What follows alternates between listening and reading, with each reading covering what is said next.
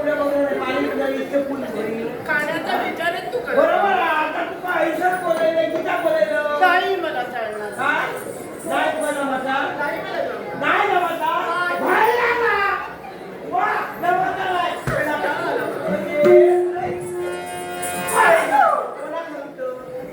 तू आता ह्या नाचात आहे ना माका सांग तुझ्या संख्या होतं त्या किती जणांबरोबर मी नाचलो काय किती जणांबरोबर ते तुला शक्य झालं हा पण मला नाही जमलं. अगो पण माका सांग तुला जमणार की त्या काय झाड बनली आहे काय घरा काय कंटाळा आला मला. कसलो कंटाळा येलो अगं चालवता पण माझा पोटाचा विचार तरी तू करणार नाही. हा तुका भूक लागली अरे मला काहीतरी खायला हवं.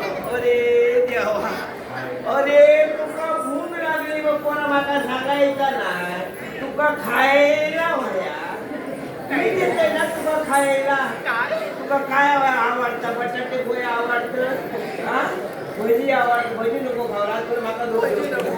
काय केलं तर काय खातं आणखी पंचाच्या भरक्याची भाजी देव काय ती नको ते पण मला मग नको. काय खातं काय तुका आवडतं तर जिलेबी आई मला ना कांदे हा आणि कांदे पोहे खाऊन भरपूर मला माझ्या माहिती तरी कांदे पोहे ही आता लोक थांबली ती किती वाटा थांबून सांग होय आता कार्यक्रम हा अगो ह्यो डोंगरात तो खेळ यांनी बोलवलेली आहे तेव्हा असा नाचताना असा नाच सगळ्यांचा उडा पडा बाहेर तो आई साऱ्या जणांच्या मनाचं मनोरंजन करणे हे तर आमचं कर्तव्य आहे. होय मग आणि संपूर्ण माणसांचं मन जिंकण्याचं कार्य माझं ही आपली लाडकी कन्या निश्चित करणार. अगं तुला सगळ्या शिकायला येते आहे नाचताना असं नाचत बाया सगळ्यांना खुश करून टाक काय केलं मी वाटे बसतोय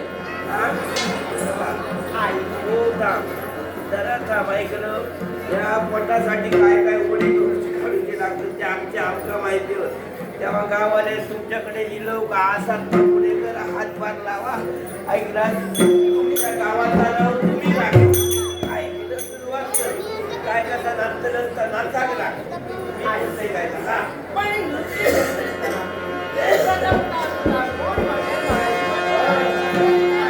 आणि जमलेल्या सर्व मंडळी ताडून सुरुवात. लाजगरा पाहुणा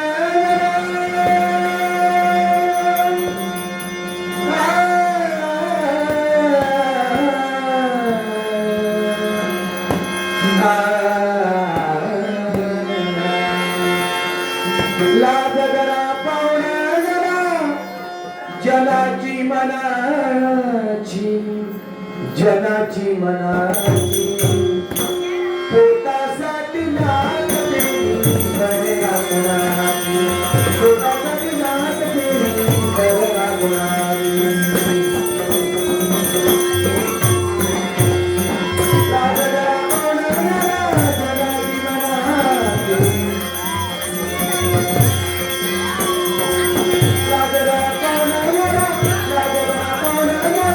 लाजगरा पाहुणा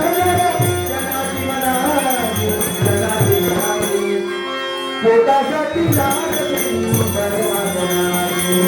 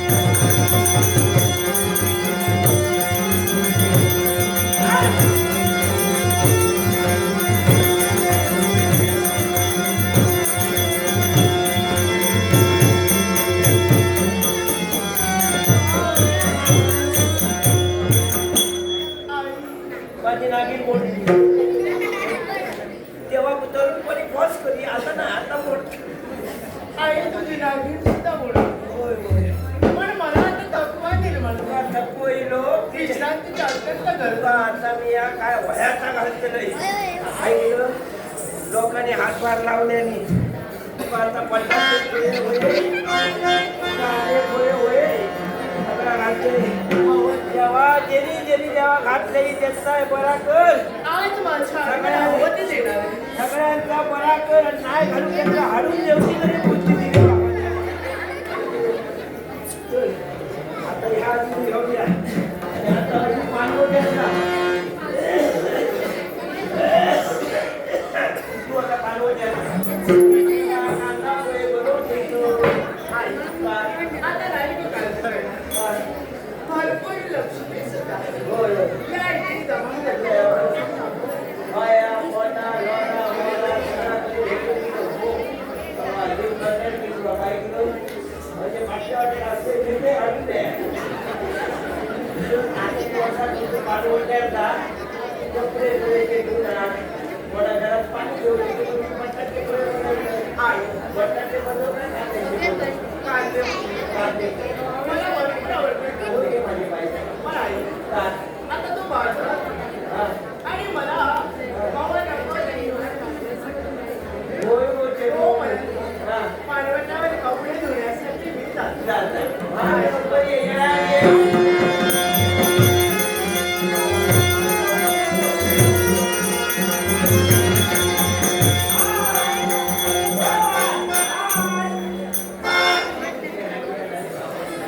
तेव्हा याकडे नका खेळू दिलं रे बाबा. पण या खेळवाच्या जीवाला आज आमचा पोट भर चालायचा, आमचाही कोणी विचार करत नाही. कारण गावोगावी जातो, कार्यक्रम करतो, नाचगाणं करतो.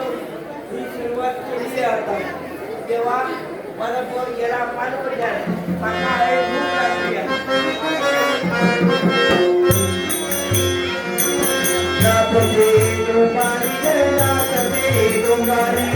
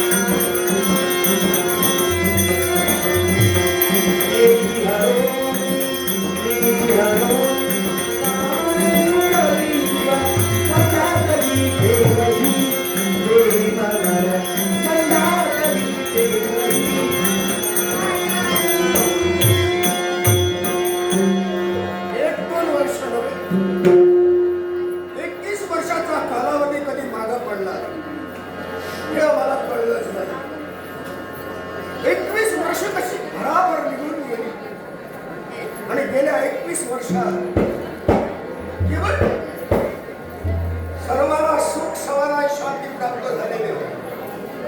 पण 21 वर्षाचा उल्लेख का आणि कशासाठी आठवतो तो दिवस. 21 वर्षापूर्वी स्वइच्छेनं पार्वती परमेश्वर लिंग रूपानं स्वतः म्हणून आमच्या सदनी प्रगट झाले.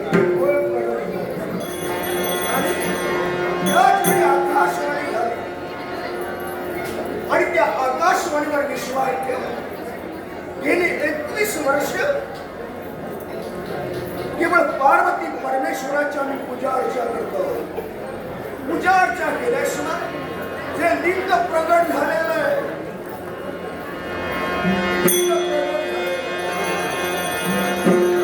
त्या लिंगावर सदादी दुधाचा अभिषेक होय. आणि तेरे करूनच पार्वती परमेश्वराच्या रूपेने घरोघरी दुधाचे सागर अन्नाचे लोक घरा धनरूपाने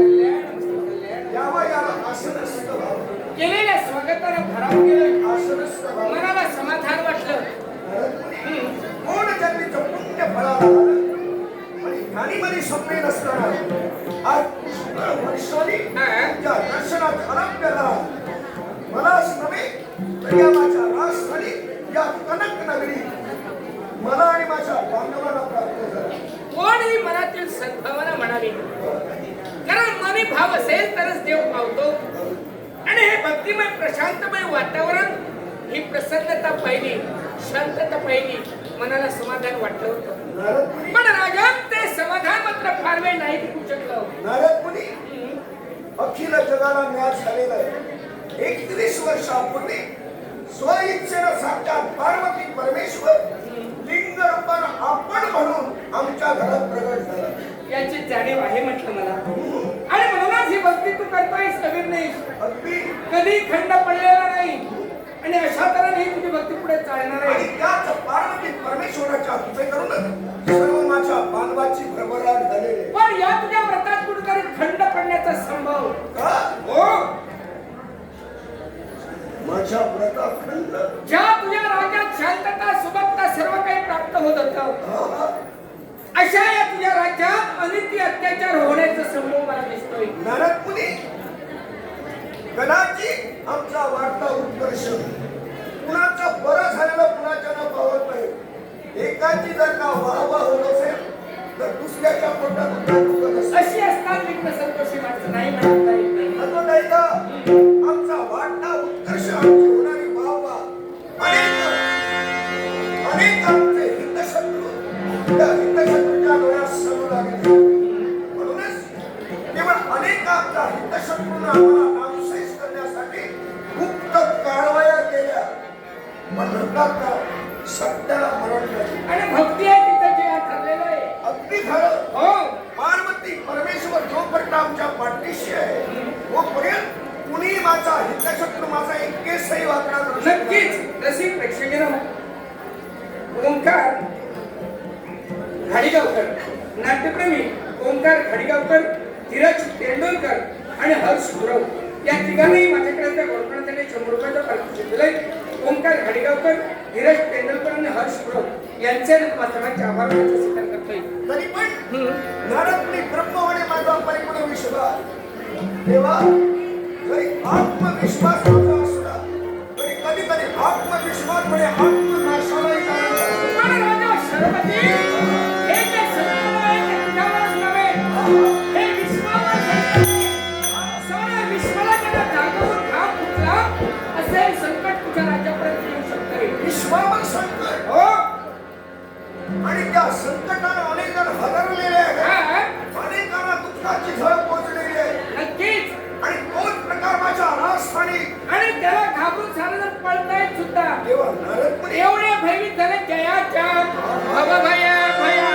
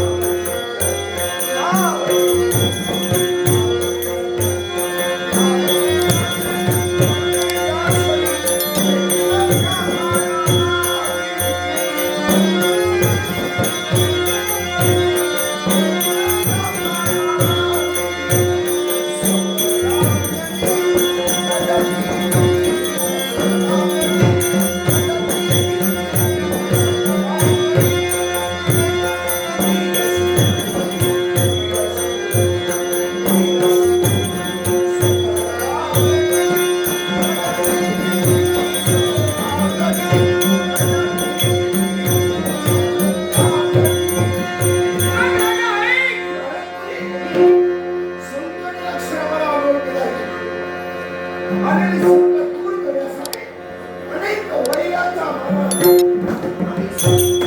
आई, दोन आसुरी शक्ती थैमान घालताना तुझ्या राज्यात प्रवेश करण्यासाठी तत्पर झालेला आहे. एक म्हणजे तो नागभक्षक आणि त्याची पत्नी क्षीण सर्पिणी, आणि दोन्ही आसुरी शक्तीने आज तुझ्या राज्यात प्रवेश केलेला आहे. काय म्हणाला? नागभक्षक आणि क्षीण सर्पिणी दोन पती आणि पत्नी. क्षीरसर्पी नवरती विचित्र आहे. सावधान! या श्रीरामाच्या थैमानावर!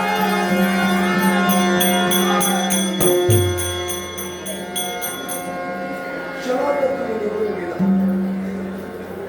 नागभक्षक आणि क्षीरसर्पी यांनी विश्व हादरून टाकलेलं आहे. पुणेकरामुळे दुःखाचा खाई बनवलेला आहे.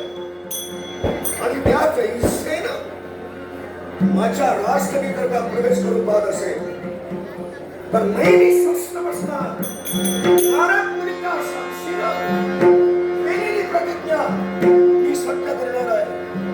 कारण आजपर्यंत राजा क्षरपती यानं बोललेला शब्द, आखलेला मार्ग आणि जीवनात पुढे टाकलेला पाऊल कधी मागं घेतलेलं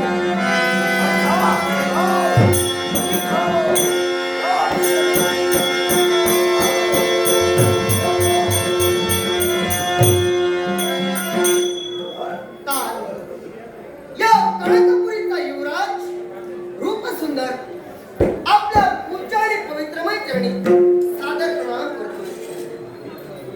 दीर्घायुष्य भव. आपला आशीर्वाद मिळाला, मनाच्या ठिकाणी परमानंद वाटू लागला.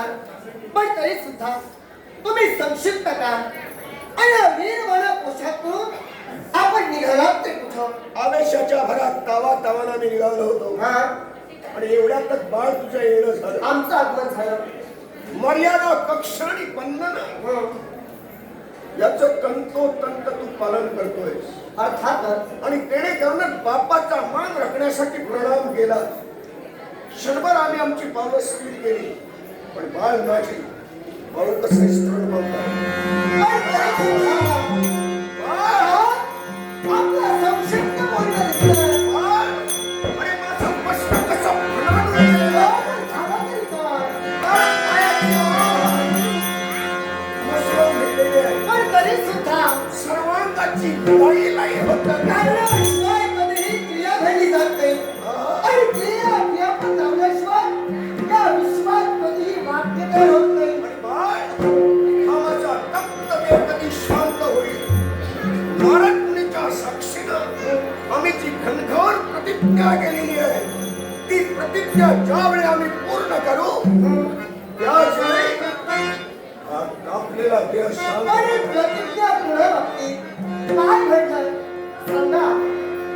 बाळ, आमच्यावर संकट नव्हे मग तर त्या दोघांनी मला विश्वावर संकट आणलं. दोघे जण? कोण दोघे जण? कोणी संकट निर्माण केलंय? नेमका हा प्रभाव तरी काय? नागभक्षक. नागभक्षक हो. आणि आणि ती क्रूर सत्ती. क्षीरसर्पिणी. हो. हे दोघे जण निर्माण झाले. त्याला कणकवलीची घोघाळ केलेली आहे. पण हा रात्र वैराग्य ख्रिस्ती नागसंधी आहे. त्यांचं आमचं वैरत्व काय आहे आम्हाला माहित नाही. आणि मानव जातीचं आणि त्यांचं काय हे वैरत्व हे आम्हाला ज्ञात नाही. याच्यासाठी मानव जातीला ते क्षायित आहे. अनेकांना दुःखात लोटलं आणि त्याच इच्छेनं म्हणे काही दिवसातच काही अवधीतच म्हटलं तरी चाले ती दोघं आमच्या राष्ट्राने प्रवेश करणार. आता तुमच्याच मुखातील शब्द आहे. प्राण देतो तो देव होत, प्राण वाचवतो तो वैद्य होत, आणि प्राण संरक्षण करतो तो जातीवंत क्षत्रिय होत. तेव्हा प्राण संरक्षण करण्यासाठी पक्षाच्या हत्यासाठी युवराज रूपसुंदर निघाला वैराच्या ढोपासाठी. बोललास तेवढं पुढे अभिमान वाटला. अगदी आपल्या घराला शोभे राजघराला साधे असे उद्गार तुझ्या मुखातून निघाले. फक्त तुमच्या हत्येचा अवकाश आहे. जन्मलेल्या आईनं केलेले संस्कार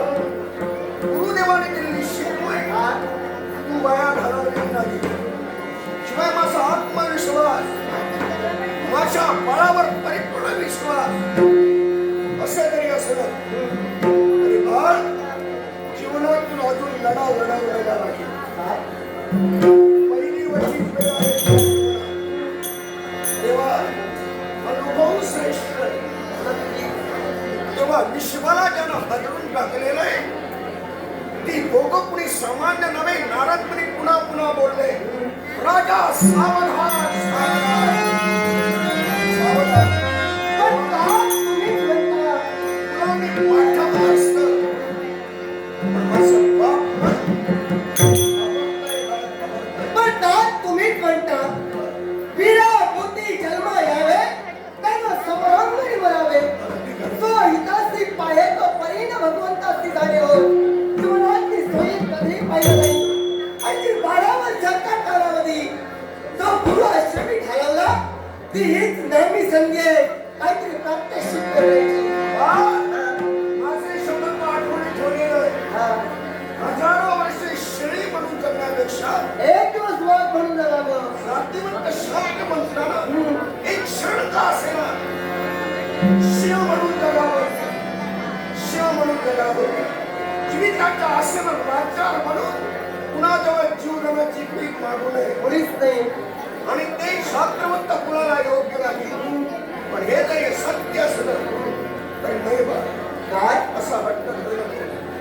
तुम्ही मला आज्ञा देणार नाही आहात. मला भीती वाटते. का? भीती वाटते. समजलं का? अरे या लाख जनतेला माझ्यापेक्षा तुझी गरज आहे. समजलं का? तेव्हा बा पुन्हा कधीतरी तुझी इच्छा मी पूर्ण करीन. मला जाऊ दे म्हटलं. हा थांबा दास. तुम्ही जर मला आज्ञा देत नसाल तर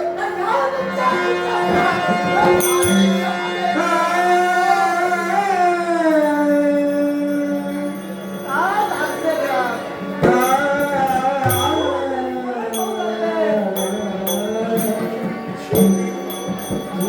शपथ घेऊन आणि आमची वाचा बंद केली.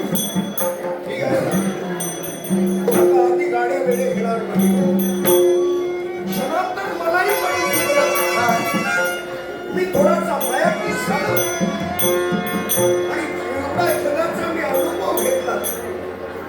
तुमचा बाप कुठंतरी अज्ञानात वावरत होता.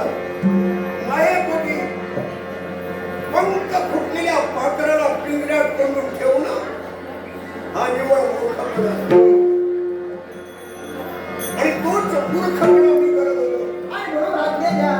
पण वेळीच रत्नाची शपथ घातलीस आणि केवळ मोहात गुरफटलेलं माझं मन त्या मनाला तू चालना दिली की राजा तू चुकतोयस.